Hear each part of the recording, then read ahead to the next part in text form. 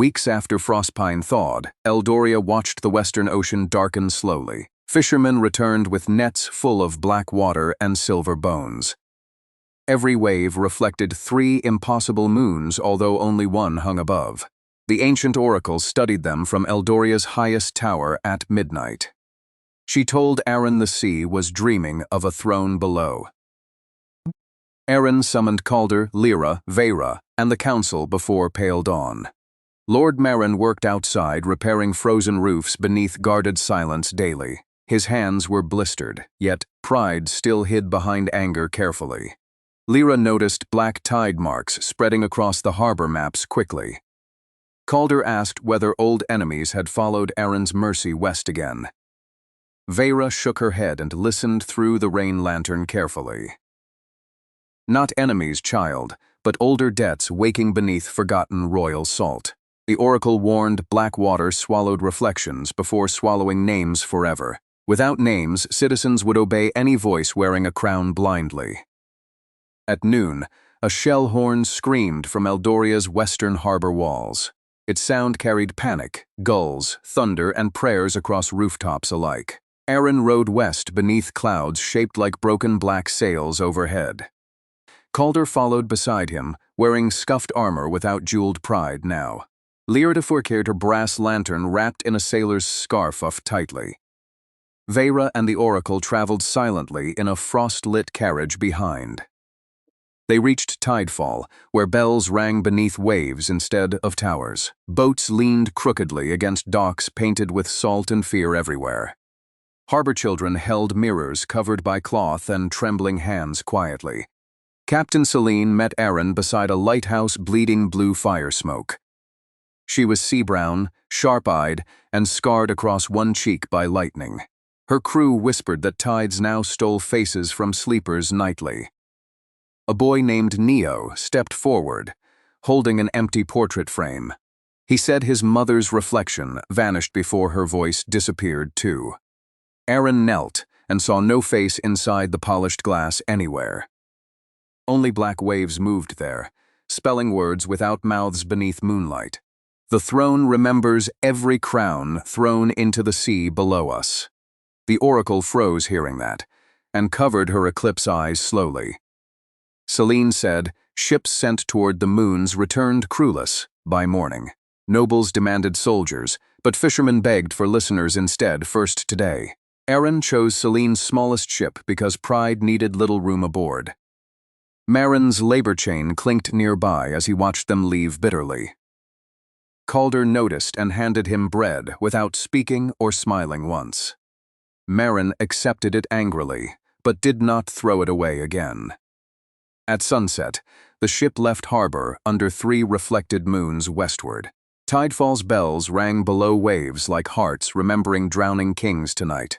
The sea stayed smooth, but shadows moved under every plank restlessly. Lira tied her lantern to the mast against black water wind carefully. Calder watched sailors flinch whenever moonlight touched their covered mirrors nearby. Veyra traced raven runes onto ropes, humming storm prayers softly again. Arin stood at the bow, listening for drowned voices below him. First he heard only waves, then 1,000 whispered titles rising. King, conqueror, emperor, savior, tyrant, names sank around him like stones. The living light staff trembled, as if remembering old seawater deeply. The oracle said the black waiter throne crowned whoever feared loss most. Calder muttered that fear had already crowned too many fools before. Selene pointed west, where a storm formed without clouds above them. Inside it, 3 moons spun like coins dropped underwater forever there. A wave rose wearing Nio's mother's face and crying salt tears. Nio reached out, but Lira caught his sleeve just before falling. The face split into black foam and laughed with hunger below. Arin ordered everyone below deck, but stayed beside Selene at bow. She said kings usually hid when oceans showed their teeth first. Arin answered servants learned to face teeth while washing plates daily. Selene smiled and steered straight into the moonless storm ahead alone. Black rain fell upward from the sea onto their faces coldly. Every drop carried tiny reflections screaming names Arin almost knew once. Calder's reflection climbed from a puddle wearing shadow armor again tonight. It accused him of trading ambition for applause from servants below. Calder raised his sword, then lowered it before striking himself back. He said the old prince deserved chains, but not command anymore. The reflection cracked and became harmless silver rain around him softly. Lira's reflection offered her palace jewels if she forgot Tidefall children. She lifted her lantern and burned the false jewels away cleanly. Veyra heard her lost sight calling from beneath black water sweetly. She answered that truth looked better than any stolen eye ever. Arin's reflection appeared crowned with all 3 impossible moons above him. It promised peace if he drowned every disloyal noble forever tonight. Arin touched the puddle and asked whose grief shaped it there. The storm screamed and opened a road of shining bones westward. Selene followed it until dawn revealed an island of wrecks ahead. Broken ships formed walls around a temple half drowned in coral. Black coral grew like antlers from crowns nailed upside down there. Nio found his mother's scarf tied around a salt-white spear nearby. He wanted to run, but Arin walked with him through wreckage. Together they entered the temple beneath moons reflected indoors like eyes. The floor was water, yet held their feet without sinking down. Murals showed ancient queens throwing crowns into roaring sea fire below. Veyra read the runes and frowned beneath raven feathers deeply there. They fed the throne to stop a war inland long ago. The oracle said those queens became the first drowned moons above. Their regret still circled the sea, demanding another ruler to sink. Marin's spies emerged suddenly, holding black feathers and curved knives nearby. Their leader wore Tidefall pearls stolen from missing mothers that morning. He claimed Lord Marin would crown himself if Arin drowned westward. Calder stepped between them and Arin without waiting for orders first. He fought poorly at first because mercy slowed every strike inside. Lira solved it by knocking daggers into the flooded floor below. Selene trapped 2 spies beneath ropes soaked in salt oil quickly. Arin used blue fire to seal wounds instead of killing anyone. The spies stared as enemies became prisoners who still breathed there. One cried that Marin feared seas because truth traveled faster west. The temple pool erupted before Arin could ask more about Marin. A staircase descended underwater, lit by moons and drowned candles below. The oracle warned breathing would cost 1 memory per minute there. Arin stepped down anyway, because Neo's mother waited beneath the dark. Water closed above them, but did not enter their lungs yet. Each breath pulled a memory loose like thread from cloth inside. Calder forgot a victory cheer and looked strangely relieved by loss. Lira forgot one hunger night, but kept its lesson in heart. Veyra forgot a star map, but remembered every warning by sound. Arin forgot the taste of palace bread after victory for mercy. Below them rose a palace made from blackened anchors and pearls. Its windows held faces pressed against glass, begging without sound there. Neo saw his mother among them, pale and voiceless behind glass. He struck the window until his small fists reddened underwater badly. Arin placed one hand beside his and listened through glass carefully. The trapped faces whispered that names were locked below the throne. A bell sounded and the black waiter throne appeared ahead beneath moons. It was carved from shipwrecks, whalebone, and drowned crowns together. Upon it sat no king, only a cloak of water watching. The cloak rose, shaping a man with 7 silver mouths slowly. I am every ruler thrown away by frightened people above me. Veyra whispered. The drowned king was not one soul, but many. He had become a hunger wearing every abandoned crown below us.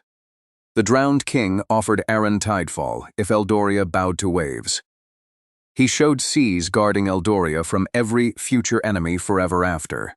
He showed nobles silenced beneath water, unable to betray again ever. He showed hungry villages fed by pearls, raining from clouds daily.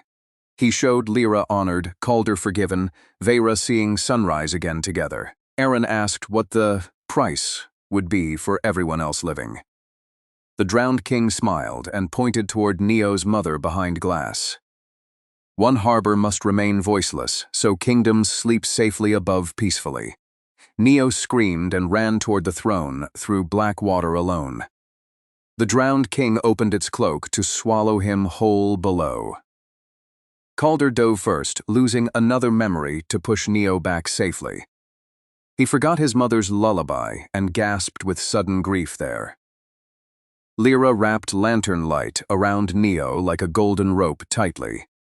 Selene threw her harpoon through the throne's watery shoulder with fury. The wound poured faces instead of blood across the floor below. Veyra and the oracle chanted names the sea had stolen together. Arin realized the throne survived because kingdoms discarded pain into waves. He lowered his staff and called the drowned king brother softly. The 7 mouths hissed because no king had spoken kindly before. Arin offered not obedience, but memory shared with all living people. Blackwater trembled, and the palace windows cracked wide at once. Trapped voices poured out, carrying names like lanterns underwater toward dawn. Neo's mother fell free, coughing moonlight from her chest and sobbing. She embraced Neo while his empty portrait filled with color again. Other faces returned to sailors sleeping far above deck that night. The drowned king shrank from giant cloak to trembling boy shape. He said queens had thrown him down during panic centuries before. He had guarded seas until guarding became hunger for names, too.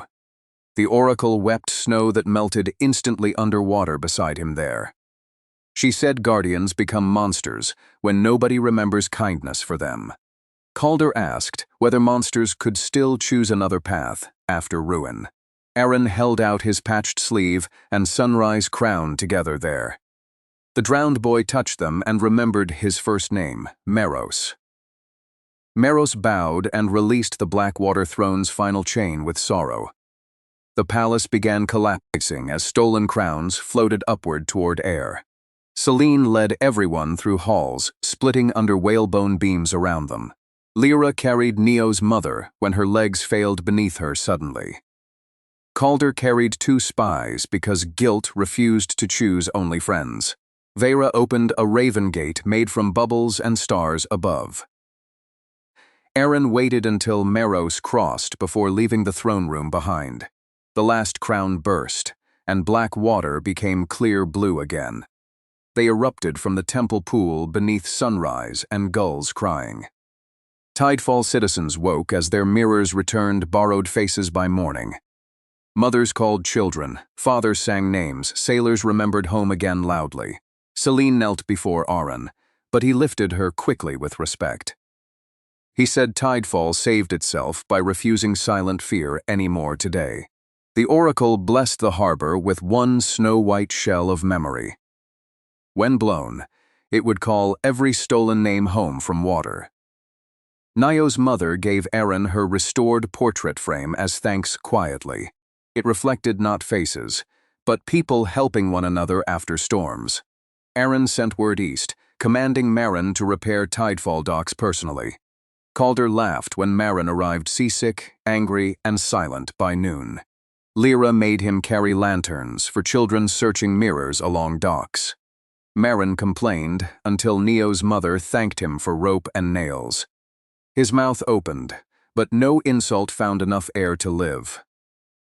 That evening, Tidefall held a feast beside clean water under lanterns. Fishermen painted Meros as a boy beside healed moons on sails. Arin watched and wondered how many monsters were forgotten children first. Veyra said asking that question kept kings from becoming storms inside. Calder admitted he feared forgetting everything that made him human once. Lira answered memories lived wherever someone changed because of them truly. On the voyage home, the sea reflected one true moon again. Yet far west, black water still circled a distant star slowly. The oracle studied it, and grew silent beside Veyra for hours. She said Meros was only the youngest drowned guardian among many. Older thrones slept beneath deserts, volcanoes, forests, and graves still waiting. Arin asked whether peace ever lasted longer than dawn in stories. Veyra smiled and said dawn returned because night kept coming back. Calder promised to remember his lullaby, even without hearing it anymore. Lira sang one for him badly until everyone laughed through tears. Selene carried Tidefall's shell horn to Eldoria for safekeeping with pride. At the palace, mirrors no longer showed impossible moons above them. They showed Tidefall children waving from docks under sunrise and gulls. Arin placed the portrait frame beside the snow-white bell carefully there. The serpent ring stirred and whispered one word quietly from memory. The serpent ring whispered, "South," and grew warm with warning suddenly. Before Arin could answer, red sand spilled from the frame slowly. It formed a map of dunes surrounding a sunless tower far away. The oracle whispered the sunless tower belonged to forgotten giants once. Calder groaned because deserts sounded worse than cursed oceans to him. Lira packed extra water before Arin even chose departure next morning. Citizens gathered as Arin told them truth about Tidefall without hiding. Nobles listened uneasily when fishermen described stolen names and mirrors aloud. Marin stood muddy beside children and did not interrupt anyone once. That silence surprised Arin more than any apology could have done.